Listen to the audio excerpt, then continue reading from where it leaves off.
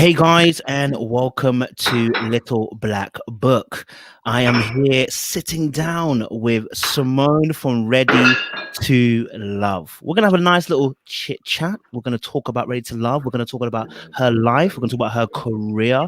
We're gonna talk about all things Simone. So, guys, get ready, get prepared. Grab your popcorn. Comment as well as you always do. Make sure you like this video as well. We want it to go and do well. You know what I'm saying? I can see some of you are a bit hungry. It's been 2 minutes LBB already. Don't worry, we're gonna get the show started. Sorry, Don't worry. guys. No, don't worry. The best things sometimes we gotta wait for. You know what I'm saying? But how you doing today, anyway, Simone? You okay? I'm good. I was saying I was a little flustered. I flew to Atlanta today. My flight was delayed and everything, so that's it. Kind of took a few more minutes to get situated. But now I'm here. I'm chill and I'm ready. I got my little beverage. Yeah, so that's why I was like a little frazzled, and I wanted to do a whoo sigh. But now I'm ready. I think. Beautiful. I don't know. You've been going kind of hard on me, so I don't know how ready I am. We about to say. I mean, I thought I tried to make it fair, with the reviews and stuff. I actually like the fact that we've some of your stuff need foolishness, but I'm listening. I'm just saying, we got a lot to talk about today. That's what I'm going to say. But before we even get to that part, we've had a little bit of behind the scenes. You know what I'm saying? I've got to know you a little bit better as well. For those obviously that don't know you, Simone, I mean, they know you from Ready to Love. But I always ask this question when we start off. Who is Simone? What is Simone's story? Gosh, that's such an open-ended question, and I already talked too much. But I mean, I think the gist of it is I'm a Texas girl. I'm a Southern girl. Like Erykah Badu says, I'm from Dallas. Mm-hmm. I grew up with my parents and my siblings. I was a vivacious little thing growing up, quite talkative. Always knew I wanted to be a lawyer. When I was a kid, I decided early on I wanted to be a lawyer. I didn't like cleaning my room. And I knew that if you were a lawyer, my mom said you make so much money, you could hire a maid. So I said, oh, that sounds perfect. Plus, I was told that lawyers help people, but they're not poor. So I said, that's right up my alley too. I love helping others and I don't like being poor. Of course, as I got older, that became it developed into more sophisticated reasons. But I went to college at the University of Pittsburgh where I studied finance. I actually lived in Knightsbridge for a semester. I studied in London, Imperial College. And then I got a full ride to undergrad to study finance. And then I earned a scholarship to Cornell, almost full, there. And I focused on criminal defense, death penalty, and real estate work, actually. So I started my career in New York, because Cornell is in upstate New York, as a fashion attorney. So I did high fashion stuff, and it was just very unfulfilling and kind of stupid. I remember my most famous case that I handled was Christian Louboutin suing Yves Saint Laurent over Red Sole's shoes. And the issue was whether or not you could trademark the color red. I mean, it's important though. It's important though. It is super stupid because I ended up missing my sister's graduation from college and all this stuff for this boss. And I was just like, why am I stressing like this? My edges were thinning and everything. And I have pretty hair. But I was like, this is really foolish because I'm all going through all this because two grown men want to fight over some shoes. No, thank you. No, sir. So took my talents back home to Texas, decided to open my own practice where I do wrongful death, auto injury, law, and I take on pro bono cases for people that I'm passionate about, like Hannah Viverette, the TikToker, and a bunch of others. So basically, I do love my job because it's, as I said on the show, it's a job. It's the one job Black women can have where you get paid to be sassy and aggressive, which is a part of me. I love minding other people's business, as some would say, and helping them fight their battles because I've always been a tough little cookie. But at the same time, I'm a fun girl. I'm the life of the party. People invite me. If you want to have a good time, invite Simone. If you're bored, invite Simone. So I think I'm one of those people that friends know. I'm everybody's travel buddy. And I just try to bring love and light to the situations and places that I'm at. I love that. And you spoke about obviously as well, being a lawyer. You wanted to be a lawyer from young. I mean, can we explore that a little bit more? I mean, how young did you know that you wanted to be a lawyer and why? Oh, like 7, 8 years old. Wow. Well, so yes, 7 or 8, and it literally started with cleaning my room. But also, my mom knew she felt like I had really good critical thinking skills. Like I could Mm. anticipate obstacles and figure things out. There was a time when we lost everything. My mom lost her job and everything. And I used to take dance class all the time. And she had to sit, my siblings and I down and say, listen, we can't do dance class. We can't do any extracurriculars because we're poor now. And I said, oh, okay. I said, well, how much was the old class? And she said, it was like $100 a month, whatever it was. So a week later, I came back to my mom. I was 8 years old, mind you. I was supposed to be in the third grade. And I said, Mom, I really want to go to dance class. She said, but we're poor. I told you we can't afford it. I said, you said we can't afford $100. Mommy, I found a class that's $8 a day. And Wow. it's once a week. And she goes, well, what about we don't have ballet slippers? I said, the teacher said I can rent them for $1 more. That's $9. And she was like, well, what about your little brother? There's no one to watch him.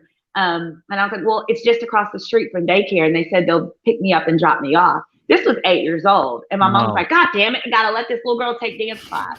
But that's how I've always been. Like, if I really want something, I work. I've worked for everything that I have. I work really hard, and I've always just been persistent when it's something that I really wanted. Wow. Okay, so at 8, you was not playing around.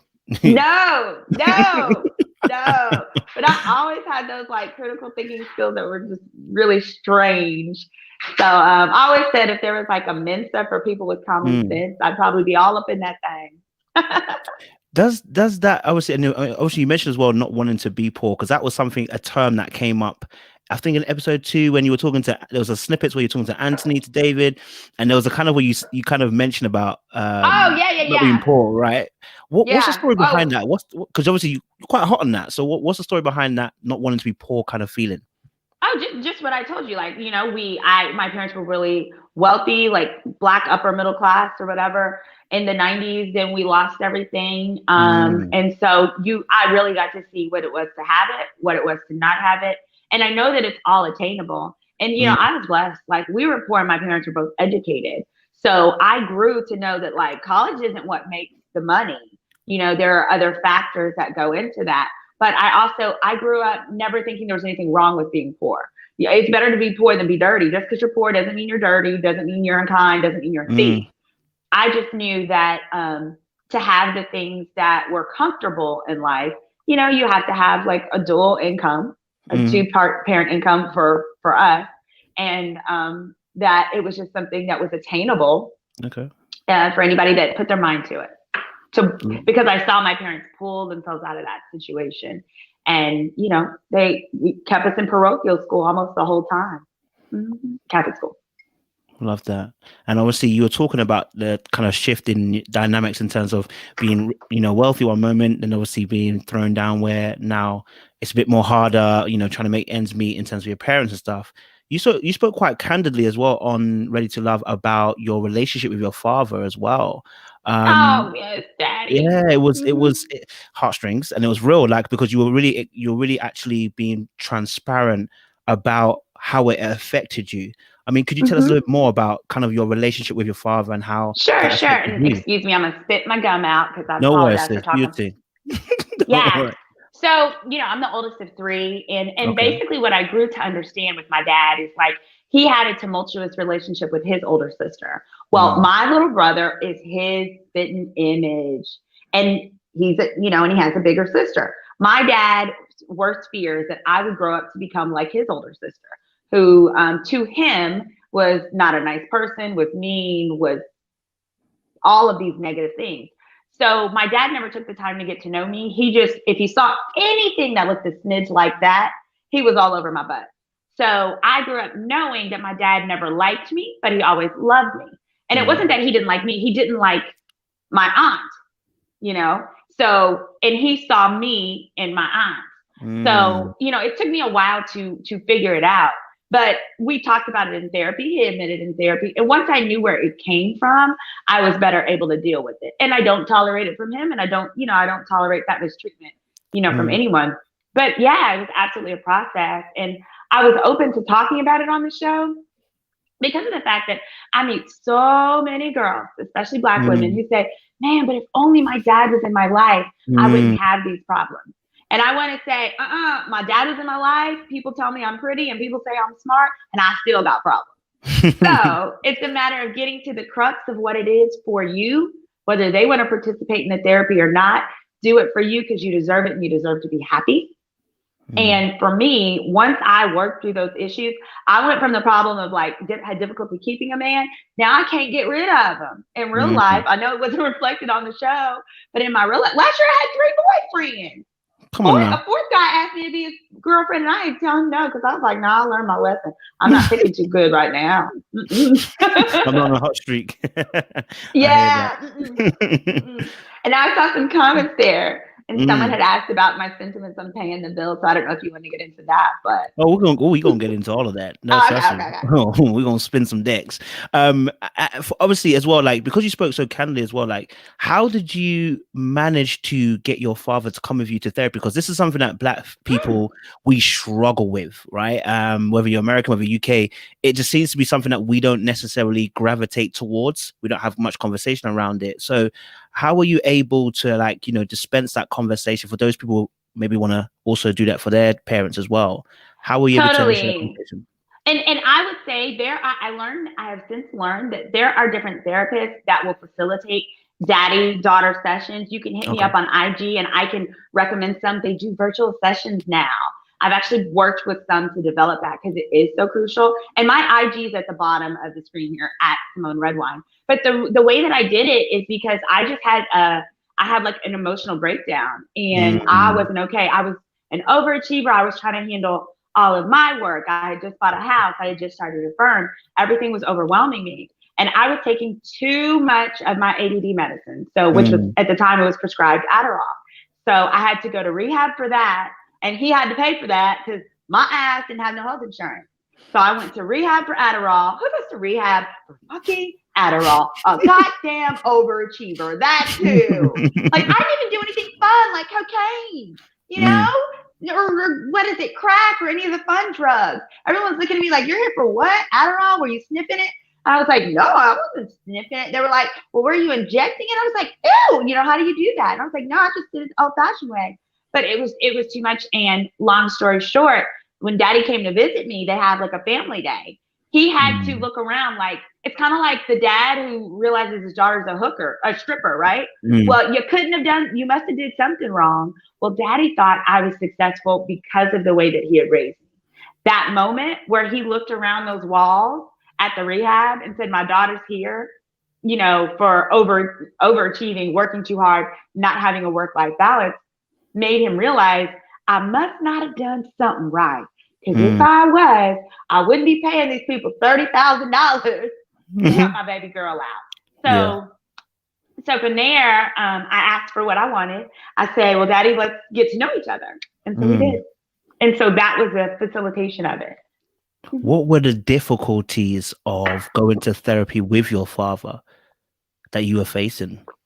So, sorry, daddy, but my dad's a narcissist, as are many guys, So it's hard to tell,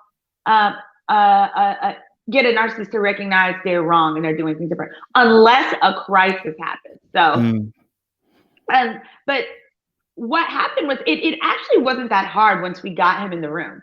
Because he got to tell his story to an independent third party that he was paying money to.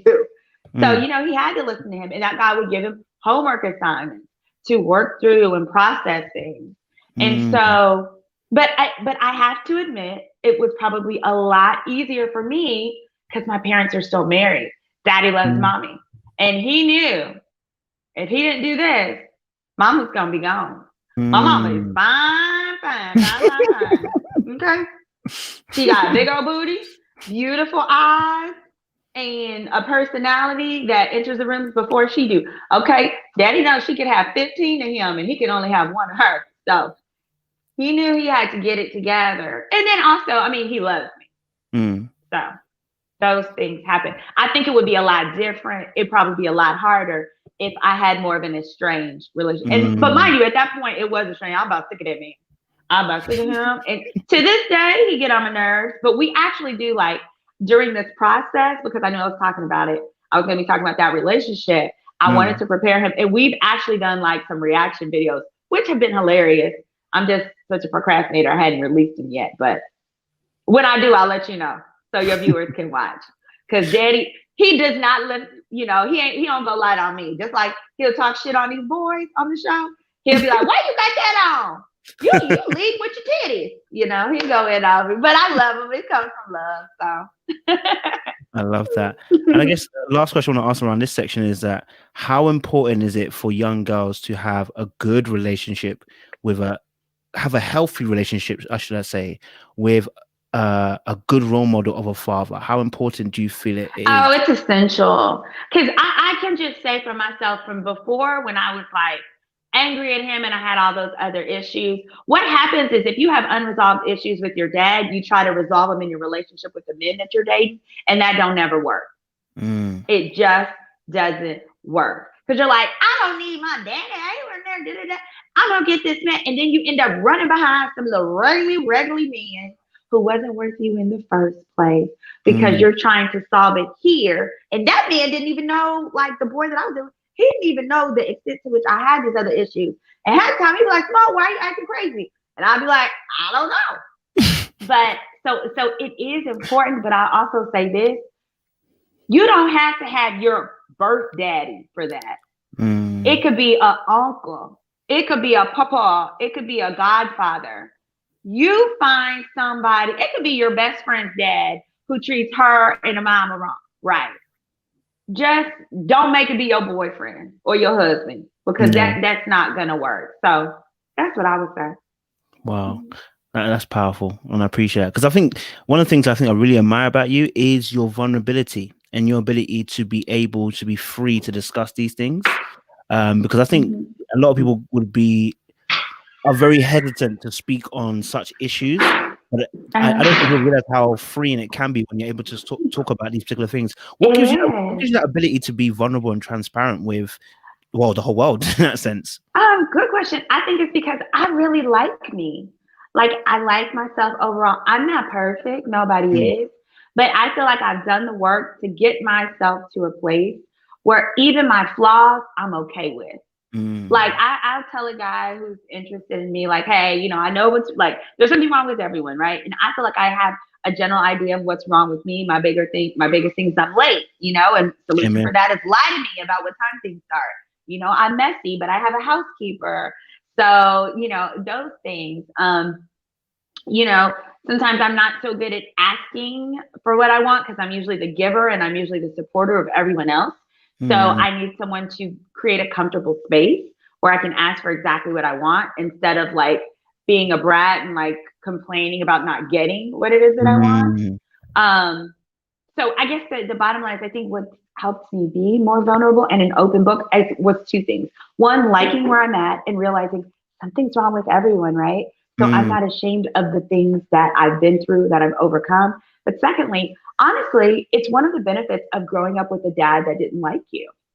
Because I grew up knowing that, like, hey, if the man who made me doesn't like me, throughout your life, no matter what you do, there are people that don't like you. But as long as you're kind, as long as you are operating with kindness and with integrity and you're doing what you believe to be the right thing, then stand by that and do it. Because somebody's going to always complain, hell, people didn't like Jesus.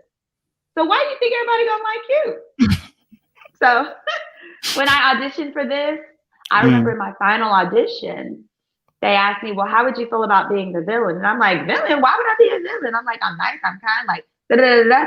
And then I was like, well, I don't know what you're talking about, but all I know is... They asked you to be a villain. Well, hold on. No, not to be one. They said, how would you feel about being a villain? Oh, okay. And I was confused. My slow butt wasn't realizing... Listen, you wasn't realizing what they meant. But I was just like... But I was just thinking, how can I be a villain? Like, I'm so within my circle of people. I'm so, like, loved and whatever. And so, but then I thought about it and I was like, well, shit, I've been a villain my whole goddamn life. According to my dad, he didn't like me. I talked too much. I was to this, to that, to everything. So I was like, well, I'm used to it. I guess I've always been a villain. So as far as I'm concerned, I'm used to people having to complain about what I do. What's new? I just didn't know it would look like this. And you said something which was interesting. You said about obviously needing a space to be comfortable, Yeah. to be able to ask for what you need. Did that contribute towards the way that you spoke with Edwin by the pool in episode 8? Because that conversation where you and Edwin are talking, he's talking about his father and the fact that he doesn't mind if his father wasn't there necessarily, and you asked him, Which does was that contribute? bull. Yeah. But go ahead. You asked him, does that contribute towards you not being able to ask for what you need and stuff like that for help? Is that why you Mm-hmm. asked that? Because you've come from a place of understanding in Absolutely. that area? Yeah. I was empathetic to his Mm, situation. In a way that it was chopped, it didn't show that. And I'll say it wasn't. I'm not going to say this is one of those scenes that was just wholeheartedly inaccurate. Okay, because I knew when I was asking him that question that the moment I said I don't believe you or whatever I said, I triggered him. mm, And so that did happen, but I wasn't pop pop pop pop. I wasn't asking him questions like that. They cut that to look like that. But for him, when I said, I said that's hard to believe. I said, mm, it's hard to believe anybody could be okay with their daddy living up the street and never seeing them. But what he did say was he had issues with his mother because his mom was never there, and therefore he had to be a large caretaker within his household. And so that kind of triggered me because I'm like, not again, the black woman's fault. Okay, he was not saying that. He was mm. not saying that. But I was But just you thinking felt to that. myself, to one point, I'm like, wait a minute. Your daddy get off scot free up the street. Mama is here, but not here enough. Well, hell, if this Mm, motherfucker would have helped more, she could have been home more. But that's true. that ain't my business. That's true. That ain't my business. But that is a Yeah. general topic as well, though. That is something that does happen a If lot. daddy would have been here and participating, mama wouldn't have had to work 2, 3, 5, 50, 11 jobs. Mm, But that's not my animosity towards him. mm, I think it's just a sad situation. mm. Also, fun fact, y'all know that conversation happened episode 3, Oh, not 8. Yeah, if you look at my bikini, it's the same bikini I had in episode 3 when we were sitting around the pool talking about colorism. ah, oh, So, oh. I can't read all the comments because my vision is terrible. You don't need to But go. let it flow. So, whatever questions want to come from that. You heard me? You get you dig what I'm saying? That's your little first gem there, guys. Let's talk about your career a little bit, because obviously Sure. you are decorated. We don't know all the ins and outs, but as we were speaking behind the scenes, you're quite decorated. So, again, let us know what do you practice in law now? What is the sector that Oh you're yeah. in So now law? what I do is accidents, injuries, so like auto accidents, injuries at businesses and things, and also wrongful death, which is basically if you've been hit by like an 18-wheeler or Oof. even a product. Like, oh, I'm so happy. Look, these little raggedy mofos, they killed my client's kindergartner, okay, and try to blame it on baby girl. Mm. Publicly traded company. Jerry Jones invested in them. I bankrupted that whole motherfucker myself in 2016. That whole one. I hate them. I hate the owner. I wish he'll go to jail. And if he don't, I'm pretty sure he's gonna go to hell, and he'll see R. Kelly right with him. They can sit next to each other in hell. Anybody who makes products that kills kids, fuck you. Go to hell.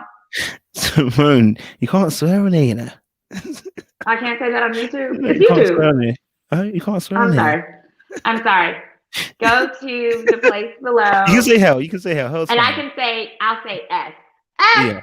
Yeah. Yes. Sorry. You should have told me. I'm sorry. I don't want to mess up your Don't monetization and Don't stuff. worry. You're good. Sorry. They'll Helping see black your face. businesses, guys. You're fine. They'll see your face. I'm You'll very be fine. passionate, as you can That's see. all right. But you mentioned something here about the R. Kelly case as well. Ooh, were you involved in that as well?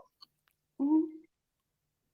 Yeah, so I was co-counsel with Lee Merritt. We represented a young lady named Faith Rogers. She was featured in various R. Kelly documentaries. But I'm also licensed. I'm licensed in Texas, New York, and New Jersey. Okay. And effectively, on her behalf, we sued R. Kelly for giving her herpes. She was a teenager at the time.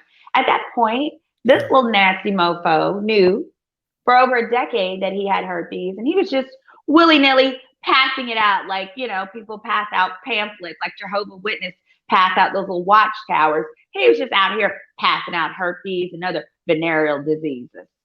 Well, not today, not on our watch. So Lee Merritt was lead counsel. I was co-counsel with him, and we filed suit on her behalf. It has been stayed in part because of the federal and criminal charges, but that was a case I was particularly proud of because we filed it under New York's law, which is effectively, it has certain protections for women that I'd love for women to know about, is that if it is a gender-based crime, right? So if this is a man who's going out and doing certain things to women, it could be stalking, it could be revenge porn, it could be a plethora of things. Then if that's the case, you win, they must pay your lawyer's fees, and you're entitled up to 3 times your actual damages, and you can get punitive damages. So as a result, it makes it a lot easier for women victims in the state of New York to be able to find good, qualified attorneys to represent them and obtain justice for them. How did you find yourself on that case? I'm a bad chick and my friend's bad too. No, I'm just like, I'm really brilliant. Like, I know I look like a dingbat, but no, what happened was I had already known attorney Lee Merritt, who's a civil rights attorney. We were office mates. We shared an office together.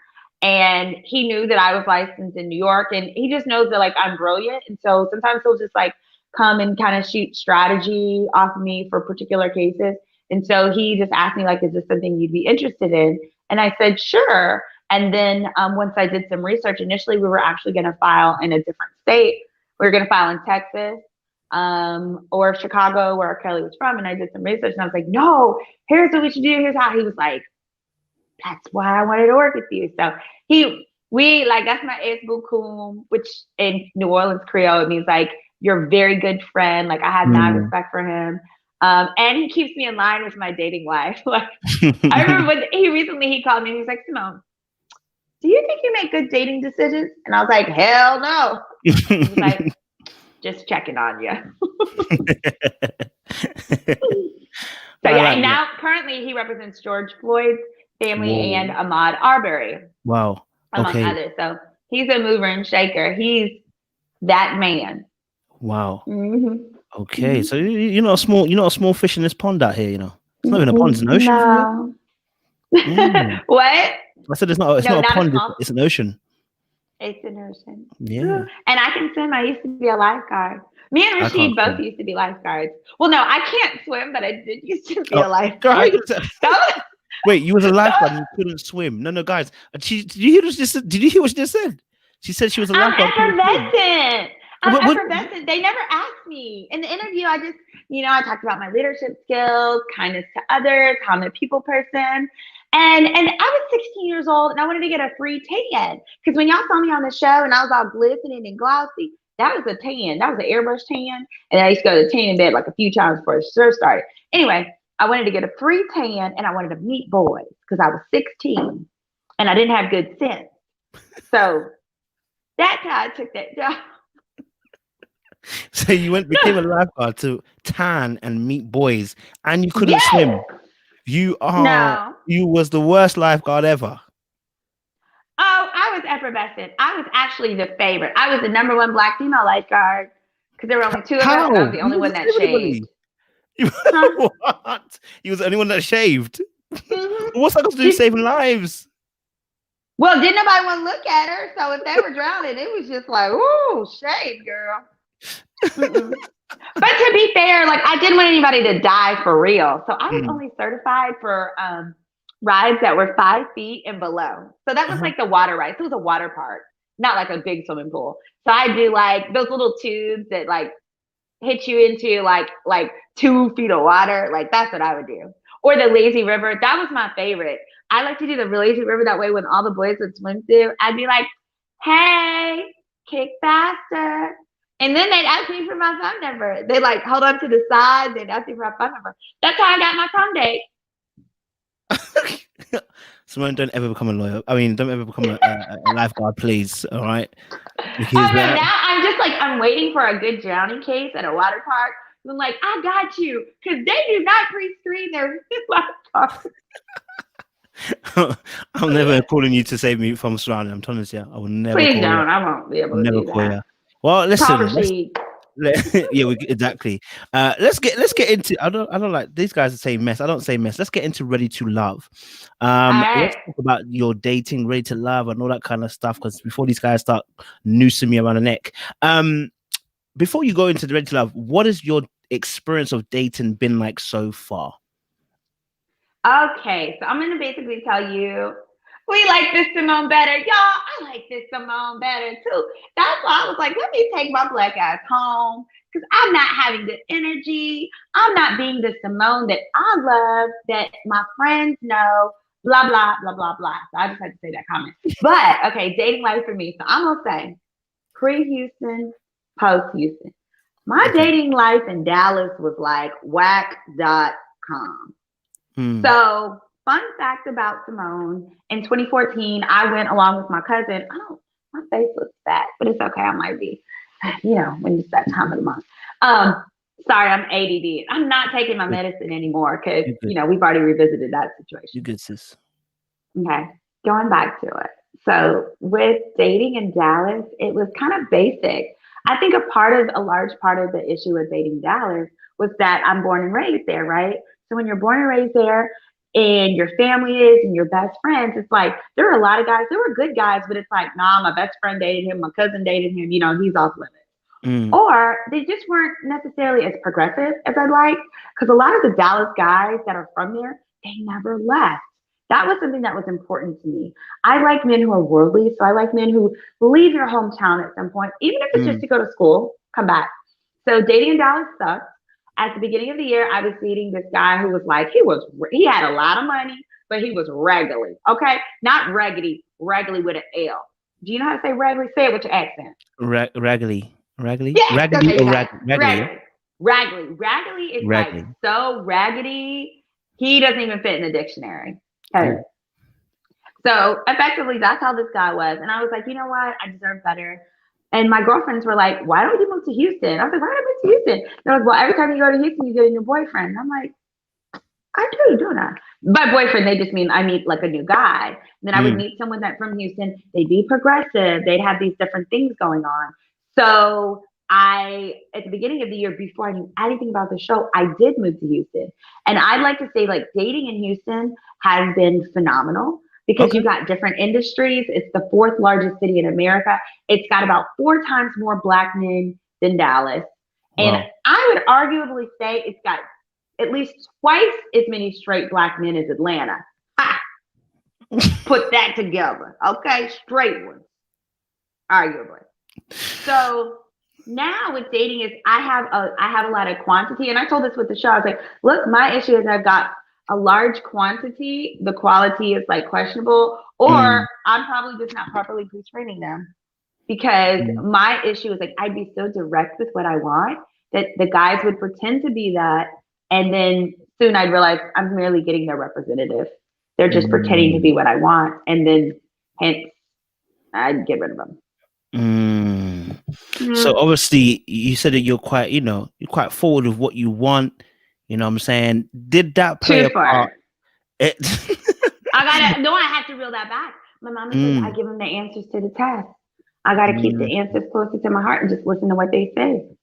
Mm-hmm. Did that play a part? Because obviously talking about talking. There was a situation that got you into trouble for talking Sure. when you were talking the Jay and the Joy situation. Now, Mm-hmm. can you give us a bit more context to what happened? Because Yeah, context is key. because it looked for us as an audience, what we saw was Simone came over, sat down, looked at Joy, looked at Jay, and thought, "I'm gonna f it up. I'm Babe, gonna f say it that up." anymore. And then that's what it looked like from our perspective. But can you give us a perspective Absolutely. in terms of what you saw, what you was And experiencing? absolutely. And let me say, it looked like that from my perspective too, watching it. That's why I went off on Twitter. On Mm. Twitter, I was like, hold up, hold up, hold up. Like, because there were critical things missing. So, Mm. first, for context, I was in Jay's top.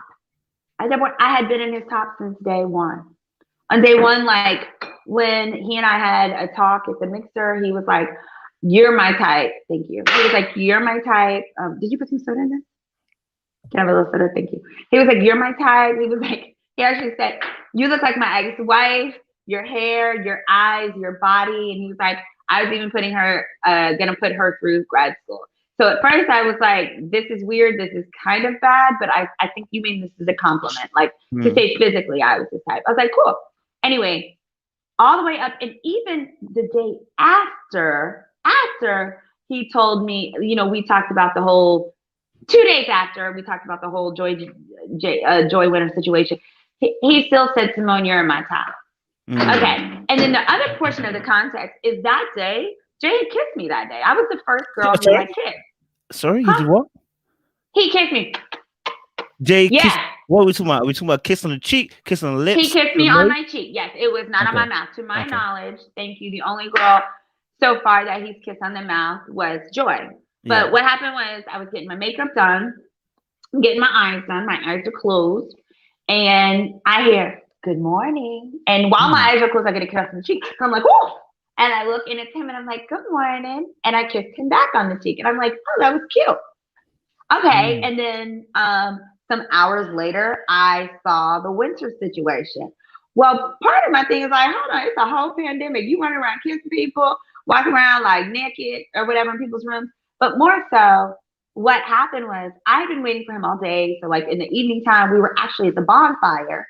And at the bonfire, we were making s'mores. I had made him a s'more. It was the last one. So I was holding it for him. I was waiting for him. And so I went inside and the producer was like, "Where are you going?" Well, I was going to his room to knock on his door and be like, "Hey, I got you a s'more." And I knew that he didn't have company in his room because Winter was at the bonfire and had walked past. So I know they Mm. were no longer in her room. And Joy was at the bonfire. And production was like, "No, I'll tell him you're looking for him." So then, like an hour later, I was like, gonna go up to the room, knock on the door. And the stage producer is like, "Where are you going?" And I said, "To give him this s'more."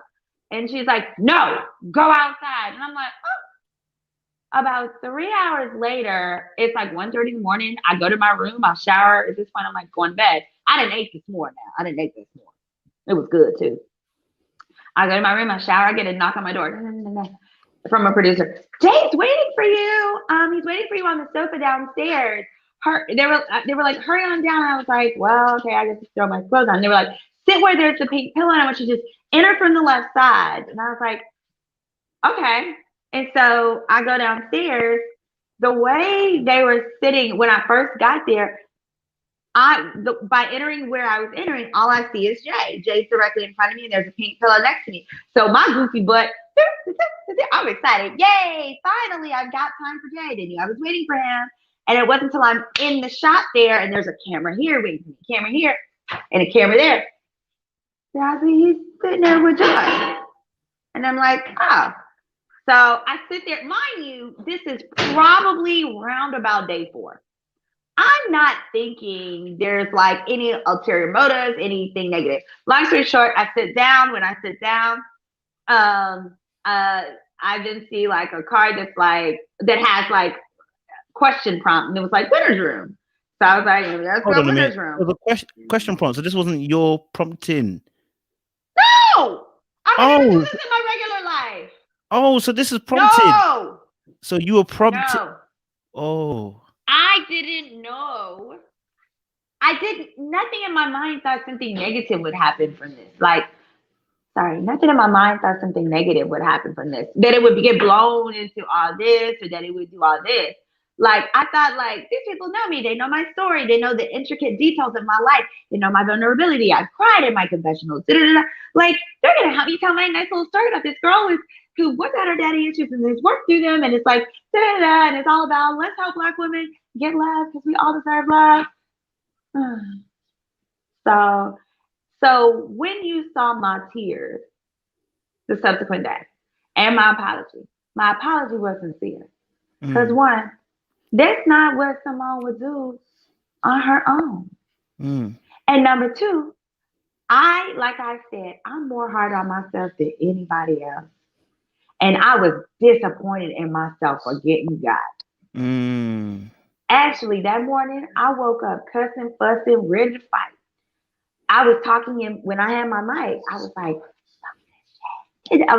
bump, bump, bump, all this stuff, to where they thought I was about to quit. And so they were like, look, if you feel like there's some things you need to get cleared up, you can have an opportunity to do so with the ladies. Mm. There will be a time for you to do so today. So that's how the sit down came about. Was because Simone was ready to Angela back at that and throw a fight, and I'm out because y'all play too much, and this is not cool. So that sit down was also in part because they knew I was not with the. I'll say, so when Naya was mad about this stuff, I was like, girl, I see we was all mad. We had our days, we had our this, we had our that. But for me, when I sat on the sofa, my tears were twofold. One, because it was all flipped up. But when I sat down with the ladies, I told them, I was like, hey, I would never do this in my regular life. Here's what happened. Of course, they can't air that. They're not going to air Yeah, the yeah, yeah, part where cool, I'm yeah. saying this will happen. But when they had told me she accepted my apology, and she actually wrote a note and she slid it under my door because our rooms are next door to each other. So I wasn't being nosy. I was walking back to my room. Old boy's room was next to mine. And in fact, the only reason I saw it is because I had been walked. I usually only come in the front door. If I had come in the front door, I wouldn't have never seen it because I would have been coming in a different direction. But I was walked Oh, you the were back walked. route. So, because I was wondering why you was in the bedroom, peeping out the bedroom and seeing them go in the bedroom. No, that wasn't even the same day. That was like 2 days later when I had on that yellow dress. I had that goddamn yellow dress on for like 11 days. You would think based on the cuts. No, when I saw that, I was coming from like another part of and I was being walked with staff because you're not allowed to walk in that direction by yourself. See, when I'm by myself, I always come in the front doors. They took me the back way, and because I came in the back way, I saw it. Had staff not took me that back way, I would have never knew.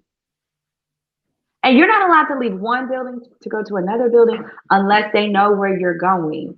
So again, so I was upset because I felt like, look, I'm telling you, I would have never done this on my own. And even after me telling you this, you're still railing on me, railing on me, railing on me. Plus, that combined Wait, with I'm hard. who's railing on you? Who's railing on you? Who's railing I on felt you? like the girls were Okay, Joy and Winter. okay. We need to back away out because we need to find out Oh, this story. Okay, okay. So hold on. So first of all, when so you went to the Jay and Winter conversation, yes, that prompting was from the production. When you got there was something prompting you to ask about the Winter and the Jay situation. Yeah, it so was it not voluntary. was not It was not voluntary. voluntary. And I see people say you're a grown person, you know better. And I'm going to tell you this right now. It's TV. You don't realize it the first time that happens to you. After it happened to me, subsequent things happen, and I'd be like, no, I'm not doing that. Okay. No. But the first time, because you've told these people your whole fucking life story. Yeah. You're not thinking they're going to use it to make you look like a whole entire a-hole. Okay. If that makes sense. And then just so that we can continue. So then after Yeah. that, the situation where you actually saw Jay and Winter, you actually were I didn't see Winter. I just saw Jay. See, if Jay. I saw Winter, I would have knew they were coming from a pool. Okay. Because on the TV, she's wearing a swimsuit. Then I wouldn't Okay. have asked the question.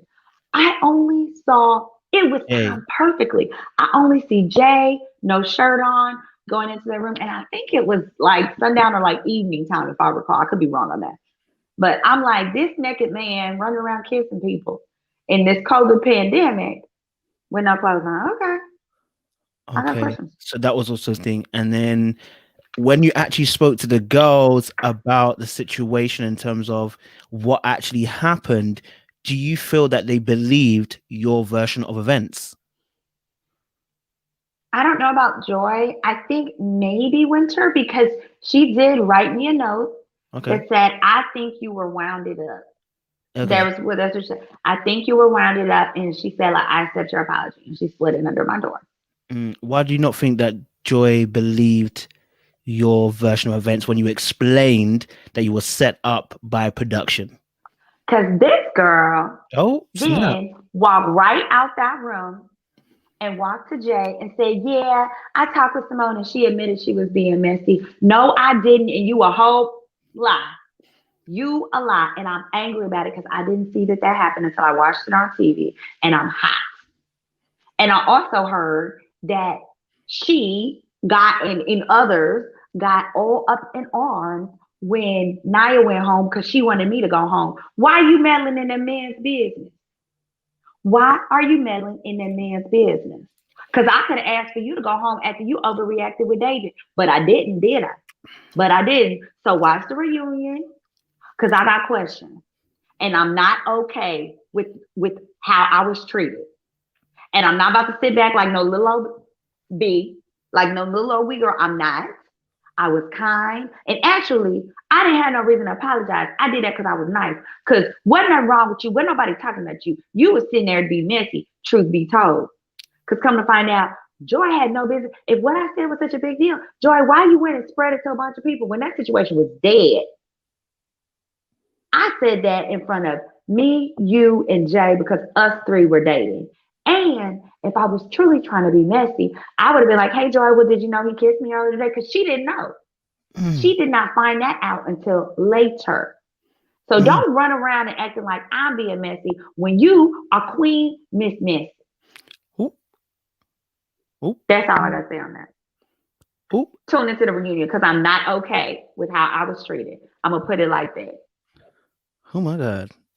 I respect everybody, but that doesn't mean I have to tolerate being mistreated. Because when I gave my apology, I was sincere. So quit with me. That's how I feel. Quit with me. Period. I felt that. I'm not bothering you. Don't bother me. I don't know why, but that's kind of hot. Just saying. Is that allowed to say that? Am I allowed to say that? Anyway, so what's going on? So okay. So needless to say, that was part of why I was okay and I was ready to go. Because I was like, I got mean girls I got to deal with. I got one guy I really like, but I know where he stays, so I can locate him. Then I got other guys I don't really like.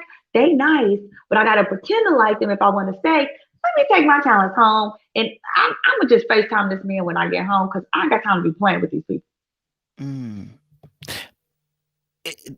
Did you feel that there were factions within the process? Want to know which one? I mean, if you're willing to, I'm not going to say no. Yeah. It was me, Adriana, Alex. No, we all like the same dudes. We all like Rashid. Me, Adriana, Alex, against who I felt was being mean girls at times, which was Joy, Winter, and Denise. Naya minded her business. Naya flowed.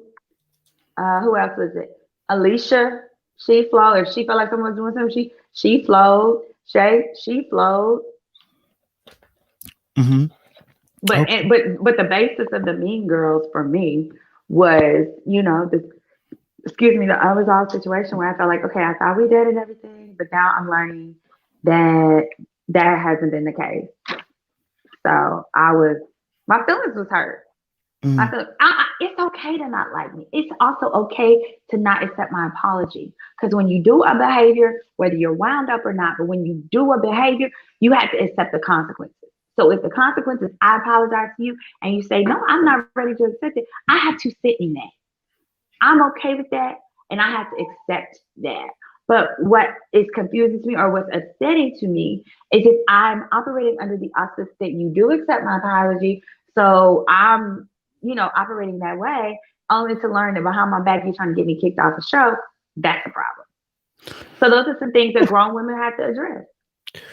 Let me just recap for the audience, guys. So what Simone just said, we were just talking about the situation of Joy, Winter, and herself, and she was explaining that obviously in the scenario I got her to explain her piece and her thought process in a scenario when she was apologizing originally, and then she explained that obviously she didn't feel like Joy particularly took her apology as word for word, and that obviously that ensued in, obviously when you watched it back, you saw some parts where Joy had said some things that you didn't necessarily agree with. That's obviously antagonized yourself. And then you've explained obviously that as well, there were factions that were also within the process. People had their individual groups. So let me ask this question. Let me just say this. Let's keep it classy up in here. So let's talk about this. Um, for the situation, obviously, in terms of like you were saying, you just touched on it. I want you to kind of explain it. You felt like obviously you may potentially And hold on a people. second. I need to adjust my volume. For No some worries. reason, you've become low real quick. I don't know Okay. why, but let's see if I could get that. But it's cool. Yeah, we're good.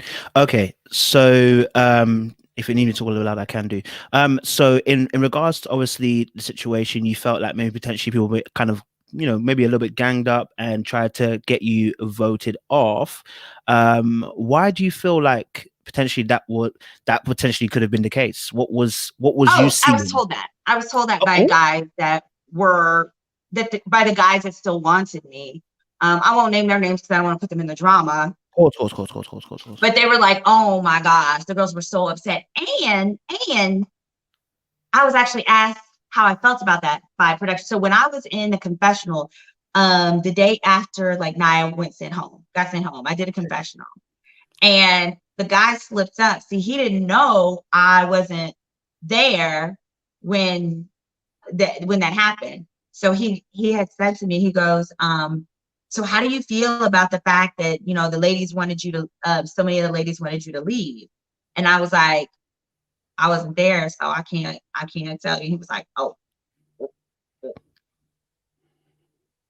I mean, my feelings were hurt. Yeah.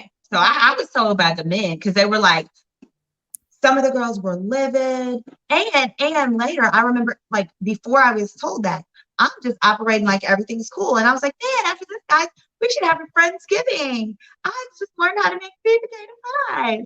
And it was either Adriana or Alex. They whispered to me and they were like, yeah, I don't think everybody will come. And that was like a nice way of being like, they don't like you. Does that hurt? Does that hurt knowing that being in a process with people that you spend a lot of time with? Say that again? I said, does it hurt knowing that you spent that much time, in the process with various people, and kind of find out that behind your back? I guess it just hurt me. It hurt my feelings because I just felt that like I just didn't feel like it was warranted. I was just like, what have I done to you? And so, but I mean, I don't know what they were told or by who, because the even when I did what I did as far as like addressing the Jay situation in front of Winter. Now I agree, like I should have done it in private, but I still stand by the fact that my original concern was that I felt that Jay was changing the truth based on which woman's face he was in. Okay. So by that, I mean, like he was telling me one thing, Joy another thing, Winter another thing. And so you're not able to make a decision that's the best for you when you don't have all the facts. And transparency, I felt, was critical. And so in that situation, also because of all that was going on, I just didn't feel like there was transparency. And I felt like that was putting me in an unfair situation. So I just tapped out of it. I actually tapped out of it before they showed where Jay was like, for my piece, I'm not going to do. Sir. I actually, the night before, like when it was the women's chance to send a man home, I said in Tommy's Lounge, I'm not willing to be anybody's little secret. I'm going to put me first. So I'm tapping out, but I'm not going to vote Jay out because these two ladies like him. And I feel like it would have been petty. Like, and since I felt like we squashed the drama, I'm going to let this little raggedy man stay for y'all. Unfortunately, I hope one of you guys doesn't end up with a booby prize, but that's what this is looking like, was my thought. A booby prize. Let me ask. You know what that is in English? Y'all know what that is? Booby prize. I know what it is, but I don't know. A booby prize? Yeah. A booby prize is like a prize that's not even a prize. Like it looks like a great gift, but it might be like a pretty little box and you open it up and it's like a freaking Jack in the Box that like opens up and like, spits on you. Like a booby prize is a prize that is not, it looks great on the outside, but when you get it, you're like, oh, I don't want those. Let me ask one last question around this area and then we'll get into actual dates. The situation with someone crying, Winter crying, and Edwin made her cry. Can you just clarify that or clear it up? Oh, with Winter crying? Yeah, because I think Winter actually answered The something like this Edwin on thing. her. Yes. Can Let I me clear it up? clarify that because Yeah. I was incorrect. My order was wrong. Okay. So the reason I even brought it up, I'll start there, was because on the day where Chris went home, you saw in Tommy's lounge, it looked as though the only discussion was about Chris and Brian. The only reason I brought it up is because the true discussion was Chris, Brian, and Edwin. Edwin had been brought into the discussion because Winter just simply explained that at the friend's date, he had raised his voice at her and she didn't like that. We all empathize with Winter. And so we were like, oh, no, you're not going to raise your voice at Winter. So some of us actually had considered and threw his name out there. And then I think you'll also see that was part of her shift away from him into others. It also was consistent with the narrative that Edwin's a nice guy, but he may not have worked through all his issues, which was what I was talking about. Yeah. So where I was wrong is, okay, he never made Winter cry. That order was incorrect. What happened was, my understanding, to clarify, is the situation was uncomfortable for Winter. She went to the side. She was like, hey, I need a moment. And he insisted. He was like, no, you need to talk about it. You need to talk about it right now. And she was like, no, whatever their words were exchanged. So I don't even know. I'm not certain that she made him cry. But what I'm saying is we were told, multiple women were told that he made her cry. So I was like, I want to see the clip because I want to see if that part was true. But I do know that he raised his voice at her. So either way, I wanted to see the voice raising, the cry, whatever it was. I felt like that was something important to see so that we could understand, like, if the way that we voted was right, was wrong. And also it was part of the, I think, the growth. Actually, Edwin had a lot of growth. I don't know that it's been documented so much so, but I know us behind the scenes can all say we've seen a ton of growth from him. So to clarify, no, he did not make her cry. His voice raising, according to her, upset her. We talked about that in the lounge. And part of the thing with the lounge, we only hear the other girl's side. So that makes it awkward because we only hear the woman's side. And then you have to vote at the end of what you hear from the women. And it's not until someone gets sent home that you end up hearing the guy's side. And so sometimes you'll see people on Twitter be like, well, what happened here or there? It's because we heard the guy's side and we kind of want to know, like what's up? Okay, I hear that. Thank you for clearing up. We just wanted to get that straight. Okay. So you had obviously some connections on the show. You had Jay, you had a bit of Edwin. You even had at the very beginning there was a little spark with little David as well. Yeah. But for you, who was your strongest connection with? Yeah, so my strongest connection absolutely was with Rashid. But I actually had my first date. Well, my first group date was with Raymond. You guys saw that. And I think we would all agree Raymond was friend potential. After that, my second date was Brian, actually. That one didn't air. And I understand why that one didn't air. It was probably too boring for TV. He kind of used it as a free legal consultation. We talked about his back with mama, child support, father's rights, blah, blah, blah. Like stuff that, no, it was literally too boring for TV. But Brian, and then, of course, my date with Rashid. So some people were like, well, Simone's friend didn't come. Who would the date have been in? My understanding is that it was going to be Brian and Rashid. And I was Brian's number 2 at that point. But then kind of between what was going on with Alex and her feeling he wasn't listening, and then him getting the free legal consultation from me, I was like, okay, Brian probably works better in the friend category. And I think he would agree that the same was for me. I hear that. Okay, so obviously Rashid's your strongest connection. Before I get to Rashid, the Jay connection. how did that come about? Because there's a scenario, there's a scene where we see you. I don't know if this contributed towards how you and Winter relationship go about, but there's a scene where you went to go and collect Jay when he was speaking to Winter. You literally told a little bit of a fib. I was like, yeah, I wanted to do that, and then you took him away. Oh, absolutely. What? And you know what? And I think Yeah, that is a learning point. I think one of the best things to learn from that scene is, ladies, how you start is how you finish. Oh, I stole him away from another woman. So in retrospect, I'm like, oh, this may be why he feels okay treating me like his little secret. Okay? you might want to explain. What do you mean by Okay? little secret? What do you mean by little So secret? you What have do to you mean? walk in your responsibility for how you're treated, because some of the times it's the energy that you give out is the energy that you receive.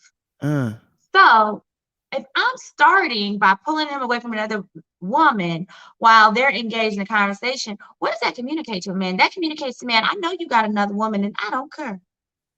Well, that's not what I was trying to communicate, but I can see why subsequently he probably felt okay with, when he was in front of Winter, downplaying me, when he was in front of Joy, downplaying me, but when he was in front of each of them, managing the two.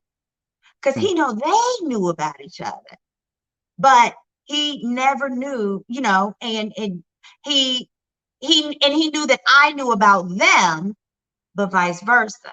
So I gotta sit in that. I gotta work with that, and you gotta walk in that. So ladies, don't do that. Don't do that, because what'll happen is what happened to me. Why do you think you were originally drawn to Jay? What was it about him that drew you Because to he him? was a boss like I am. He, he's an entrepreneur. He runs his own business, so that was similar. He has really nice bone structure. I am in the bone structure. That way, if you ever get fat, you'll still be cute, like a little Teddy Ruxpin doll. Okay. And then also, I like men in their 40s, and I like men who are divorced. I think I'll make an excellent second wife. So the fact that he was divorced, so that's also why my strongest connections I felt initially were he and Rashid, because of that similarity. I mean, you did kind of touch on that actually during episode 8 when you were talking to Rashid about wanting, and he kind of put it as reformed Rashid in a sense. Yeah. What is it that you see in terms of being divorced? Yeah, go on. Just FYI, I want to make sure I answer your question. That conversation actually happened episode 3, when I was waiting when I had the s'more and I was waiting to talk to Jay. So that was right before. So that was the outfit I had on right before I was waiting to talk to Jay. I went home, went to my room, and I changed, and I came down and asked that question. So just to show you how things were pieced, but continue. Okay. So I just say that to say, because some people are like, I don't see any connections with Simone. Nah, baby girl, I was having the connections. They just were not shown. Guess it's a lesson for That's all of us. how I was pulling them. See, you don't last till episode 8 if you just pretty. I would have been gone. But I was out here pulling. I was pulling. They was trying to sneak over and walk into my room and stuff. Sorry, I missed that. What? Did someone walk into your room? Nothing. Continue. No. You're gonna have to come back, Simone. What did you just say? Who was in your room? I was just saying certain ones were trying to sneak and walk me to my room. Oh. And it was just because, I also had a date with Calfani. They didn't air that day either. Calfani. And so, it looked like I was just running up to Calfani, like, hey, pick me, shut. No, honey. We had a whole date. It was paint and sip. I had him take his shirt off. He took his shirt off, and I drew him.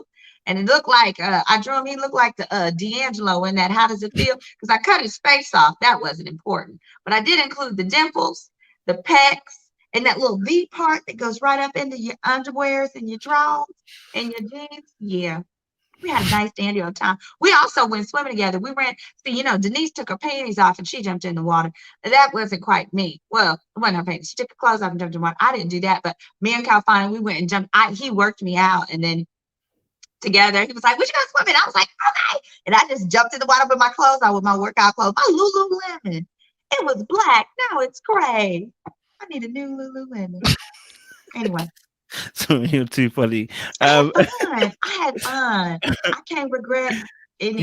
I had fun. Your particular your particular conversation with Rashid, you spoke about how you like them reformed or them after a divorce because they've learned. What was your kind of thought process when you say obviously you like the fact that obviously they've come out of a divorce in the sense of what does that really mean? I know what you Yeah, meant, but one can you of the explain it a little things bit? that I love about the reforms is like I like people who are able to self-correct. Mm, I firmly believe that if you meet someone who, when you ask them what happened with their last relationship and they say, I picked the wrong person, run, because there's mm, always something you could do differently. Even if what you say is, well, I jumped into it a little easy, too quickly, or X, Y, or Z. So I feel like with a reformed person, just what I mean is this is a person who's found their mistakes, learned from them, and is ready to be better and greater. And then also, a lot of divorced men don't even want to get married again. What I mm. found is the ones who genuinely do want to get married again, they're so intentional about it. They're so honest about it. So it's very attractive to me. Okay. Okay. And so with obviously, did it affect you, your connection with Jay? Was it affected by the fact that it was yourself, Winter, and Joy after him? Did that Oh, say that, affect say that again. Oh, sorry, I was saying, did it affect your dating with Jay, knowing that Winter and Joy were both after him and had him in his top? No, I thought, especially at that point, everybody had threes. Mm, At that point, pretty much everybody had three people that were of interest to them. Even Calfani, because at one point, I think with Calfani, it was like, well, Calfani probably had like four girls at mm. one time. So Everybody no, want I thought that was Calfani. normal. Mm. Mhm. Okay, And I okay. had three. I had three. He had three. Who was your So top? I Who think was that your was top three? Apart from Rashid, we know Rashid and Jay, and who would have been your third then? Oh, it was Brian at one point. Oh, Brian. Okay, look, why was Not Brian like in there? kind of, but No, like no, no, not no, no, really. no, no, no. You Brian gotta was tell us more why was like Brian in there? if they asked me for a third name, I would say Brian. But why Brian? Why couldn't it have been Edwin? Why was Brian He in was your top cute. three? He was cute and I'm shallow. I'm not Oh. that shallow. Yeah. No, he was cute. Yeah. All right, cool. Let's talk a little bit about obviously your comment. I would actually wanted to ask about this. Your conversation with David, because he, and I don't know if this is edit again. He said, and it honestly is my favorite part. It's so funny when he said it. I know it was when he said it. It was trash. It's just the action that he put on it It's was really. trash. It was trash. You know Well, what I'm saying? I think he was right. And Uh-huh. that's what it looks like when I'm like, I really like somebody versus you about to be my homeboy. That's what that looks Mm. like. So that's okay. Are you saying that you parked him early, David? What's that? Are you saying that you parked David early, even when you met him, you just Yeah. kind of parked him early? I'm trying to Why remember did you do that? why. Oh, I think it Yeah. was his age. And for me, I Mm, needed a minimum of a bachelor's degree. So if you don't have a bachelor's degree and you're young, I think I mm. generally kind of file you into the friend category. Ooh, But okay. later on, I was like, oh, he's really interesting. I'd like to get him to know him more. But it was like, if you got to pick three people, David was definitely one of my picks. And that was the other thing. Like the people that I had connections with, they were going home first. So it was Mm, like David was one, Raymond, we went to the picnic date or whatever. So, but it's all about the balance. And for me, I think ultimately I was just like, it's not kind to waste a space or pretend to like someone that someone else has a strong connection with. It's not kind to do that and then take them to the end just because you want to be on TV. mm, I don't think karma's gonna sit too well with that. mm. I felt like it was better to take my little talents, take my little black behind home. Okay, okay, fair enough, fair enough. I mean, did you agree with the decision to send David home so early? I mean, I thought he had potential up No, here. I thought I he had think Miss potential up Joy in was here. overreacting, honey. She was overreacting. I was there, and I remember sitting there being like, I don't think that happened. But also, I was like, wait a minute, I was in the bottom last two, so let me sit here and mind my business and shut up. Which actually, So it was a little of both. Sorry, David, but David is my friend now. David, he's my that's what he designated commented. Yeah. driver. Mm, He'll come scoop me up when I'm having a bad day. Be like, come on, girl. How you talk? Come on, girl. And we go to the little bar and we sit up at that bar and I sit there and I get free drinks. I get free drinks for me and I get free drinks for him. And sometimes he'll buy the drinks. And then I like to get free drinks from other people. Who I just, mean, did he pay for it then? So he's willing to pay for your drinks and stuff. You know how he got kicked out. That's the reason why. mm-hmm. Okay, no, I hear that as well.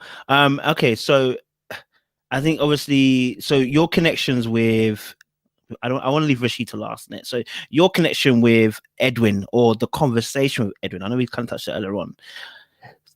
From watching episode 8, I think I've even seen some comments here. People felt like you were interrogating him. Absolutely. Right? Yeah, that is exactly how that looks. Right. And because there was actually like 1 or 2 scenes where it's just a flow of conversation. It doesn't look like it's chopped up too much, but there's parts of it. Right. There's like towards the end of that conversation, you can tell it's chopped up because you're literally asking question after question after question. That is chopped up. But before that is a part where he's talking, and then I think we were talking about the dad situation. You kind of ask him a question. Is that a regular occurrence in terms of when sometimes you just get like, no, instinctively I'm really smart, and I really read energy. So like, I'm more of a listener. When it comes to men that I'm interested in, I listen, because based on what you're gonna like, when you like a lot of women, I think we underestimate the power of shutting the F up. Because that's when I have control. When I don't have to talk, is how I have the control. I've actually learned that in the courtroom. If you're in court, if you're talking, you're losing. Because the person who's talking is trying to convince the judge that whatever they're arguing for makes sense. Whereas same thing in dating. When a man can open up to you, when you just sit there and you're like, really? How did that make you feel? Oh my. And they're just flowing. That's when I know, coach, I got him. He mine. Okay. So how did that conversation go then with Edwin then? Like, because obviously, of course, like I said, what we're seeing. Sure. It went with like, we had the same conversations and the topics, but keep in mind that happened. What did we say? Episode 3. Yeah. Because it was the same episode as the colorism. At that point, neither myself nor a lot of the ladies were actually romantically interested in Edwin, because at that time he said he didn't want to have any other kids. So I'm having a conversation with him more so because I hadn't had a conversation with him. And he's a fascinating person. He's a chef. Like, because remember, I just moved to Houston. So for me, this thing is dual purpose. I'm going to find me some dick, and I'm going to find me some friends. As both. So he was not in the dick category. He was in the friend category. But it's okay either way. So those questions were there. It wasn't that, but I can absolutely say, once he said, his dad not being in his life didn't impact him. And I said, I can't believe that. And that's hard to believe. It shut him down emotionally. And all I'm saying is that happened week 3. They brought it to 8, and that's okay. Because in 8, I was like, ready to go. Ready to go. Yeah. Yeah, because I'm just like, realistically, I'm like, you can't make it to the end with just one person connection. So, Did you feel that Edwin was ready to love? They took our cell phones, but I got his number. Did you feel like Edwin was ready to love? Because I think you mentioned that you felt like. Did I feel like he's ready to love? No. And you did mention a little bit in terms of that. You gotta go to more. Look, let me tell you something. Yeah, go on. My boyfriend, I broke up with my boyfriend, and I went to more therapy sessions than Edwin did when his comrades passed away. Okay. No. But I think with the right woman, she's going to help him and support him and everything, so that when he's ready on his time, that might not be 5 years from now, it might not be to 6 to 7 to 10. When he's good and ready, then that's when it needs to happen. And if he's never good and ready, then that's that. He gonna find somebody to love him regardless. Okay, no, I understand that. I mean, it was. I mean, I could understand the lady's point of view if they felt like if he hasn't done the work, then this is something they don't want to enter into, because it is a whole. You easily could become an enabler and then having to try and now become a counselor for the person as well as a partner, and that just never works out whenever you become a counselor. Yeah, and I attract emotionally either unavailable men or men who just want me to be their therapist. It is my job to like counsel and work through people. So I have had to just affirmatively tell myself, girl, stop, cut it out. So yeah, and so I can do about 5 more minutes. That's cool. No worries, sis. We So got you. We got you. I'm loving the Last question. questions. I can't read the comments because my vision is You don't so bad. want to. No, You don't keep want to. going. You don't want to read a girl. So Rashid obviously was your main connection. I had Rashid on here, and actually you was in the conversation in the chat. I mean, he was bigging you up and everything. Today or a different day?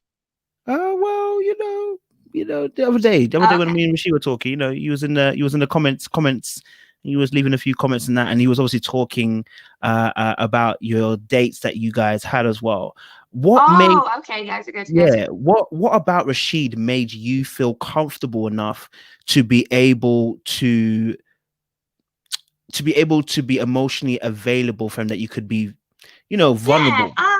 I think it was behind the scenes. Rashid had just been very consistent.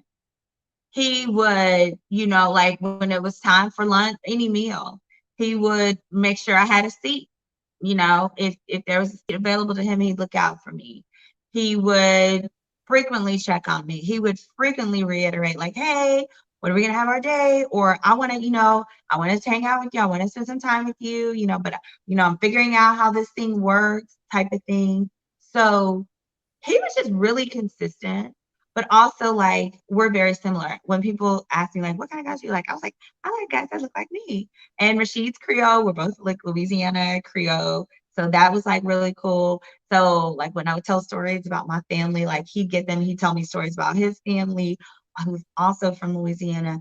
That was cool. And I just, it's also energy. He was just Hmm. very sincere.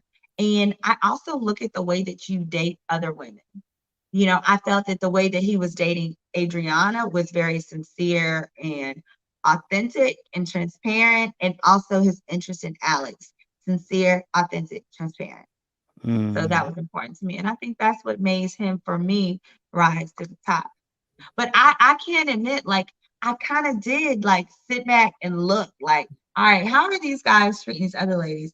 Because of the fact that I think I came in knowing like we're on TV, right? I remember I watched just an episode with one of my best friends that's a guy before, I ever went off to the show.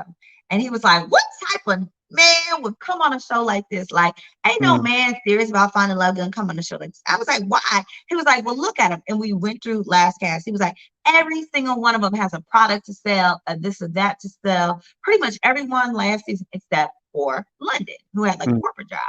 And I was like, oh man. So in the back of my mind, I think I already was like, because I remember I used to get in that confessional all the time. And I would be in there when I was like, Jay out here lying, y'all. He out here lying again. And I'd be like, is he ready to love or is he ready to sell houses? And then like every day he would wear a shirt with his website on it and this and that. And I was like, oh, he out here trying to sell houses to these nice black ladies, or he about to take your house from the gentrification and stuff, because it's all black neighborhoods. Anyway, so I was just kind of like, so that's just like an example. That I'm not saying that that's true. Like he's actually a very good realtor. I know that because like Adriana had a complex deal one time, and we actually the day of the cookout started late because Adriana had a complex thing, and then Jay actually helped her work with her deal, and it worked stuff out.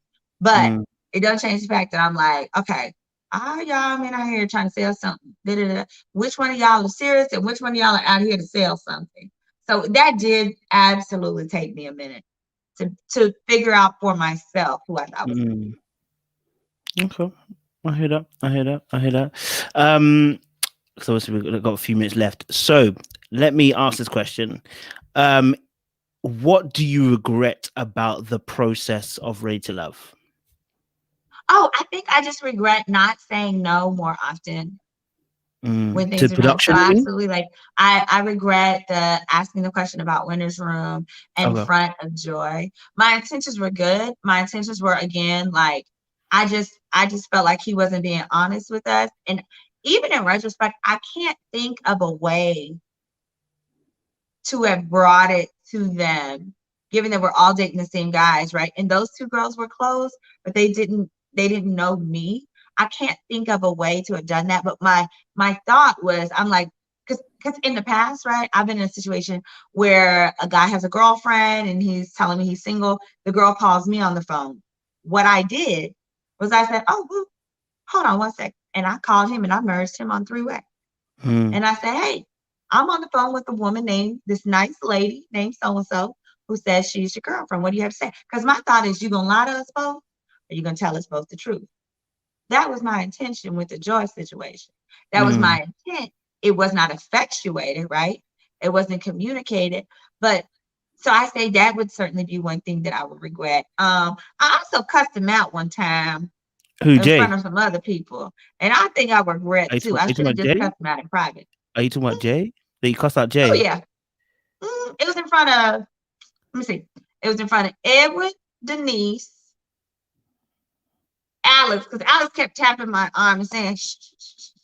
Because that's when I was basically like, you trying to play me. You acting like I'm your little secret. You out here lying. You lying, pretending like you didn't kiss me. You lying, pretending like you didn't tell me I was in your number one. And if you were just lying because you wanted me to not vote you off, then you should just say that. Walk in your truth. Quit being a lie. And I didn't care. So I also say, when people are like, how do you feel like you're portrayed? Sometimes I'm like, oh, bad. But other times I'm like, actually, I went off on people. They could have included like a lot more crazy stuff. But if you're not going to include the crazy stuff with the context, like, please just delete it all. But no, I told him about himself, because at the end of the day, my thing was, I want you to know that somebody sees what it is you out here finna do. Don't you play with these girls and do that, because it's going to come back to you. People know it. Ain't nobody stupid. That was kind of like my thought process. Watch it, we'll see what happens with the reunion. But I think that, yeah, again, I'll just reiterate, those were my intentions. And that was after I had tapped out. And after, like, he couldn't even eliminate me at that point. It was just like, you moving dirty. I see it. But I've always been the girl who speaks up for people who either can't or won't or don't feel comfortable speaking up for themselves. But I also recognize, like, there's a balance to that. Like, yeah, like some people say, mind your business. Maybe some people are okay with those situations. I don't think generally they are. I think they just don't know. But at the time, the way I was conducting it, I can agree, like, it made me look crazy. So by me looking crazy, it made me less believable. Even though I was telling the truth. What advice would you give to anybody going, let's say if they do a season 4, what advice would you give to that person going on the show? I would say, practice saying no, feel comfortable saying no. And if you're not ready to talk about something, don't. Like, basically, they're not going to make you do anything you don't want to do. You just have to know, like, just because you're being asked doesn't mean you have to do it. I think those would be the main thing. Okay. I like that. But I enjoyed this.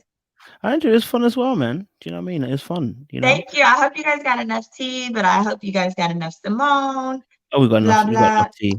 I think they're full of the tea. I think they've got enough. Oh, really? Tea. Okay, I'm gonna have to go back and there's a lot of tea. I don't know. Maybe I won't look at You're gonna have to watch it. You have to watch it again. There's a lot of tea in there. There's a lot of tea. One last question. So it's a yes no. Sure. Question is: do you put the milk in the bowl first, or do you put the cereal in the bowl first? You gotta put the cereal in first. I see my brother get all type of whoopings for putting the milk in first. You put the cereal in first, so you know how much milk you even need. Duh. And on that note, guys, I want to say thank you for watching the interview of myself and Simone. I know you guys wanted some tea. Y'all were tuning in to see there was going to be some hot tea. You're going to have to watch it back. So the way you drop tea, it's not like you drop tea. You kind of drop tea in a stream. So you got to watch it back to actually get what she was saying. There's a lot of tea that was dropped. So yes. Guys, and y'all feel free to follow me on Instagram at Simone Redwine. Also, my Twitter is girl. Is that legal? That's my Twitter. So follow me there too, y'all. I thought you generally meant that. So guys, thank you so much for tuning in again. It's been a pleasure. Y'all were kicking up in the comment section as always. Appreciate that. Make sure you like, you share, you subscribe, and don't forget to follow Simone at Simone Redwine on Insta. Appreciate it, guys. Stay locked and stay loaded. Purdue.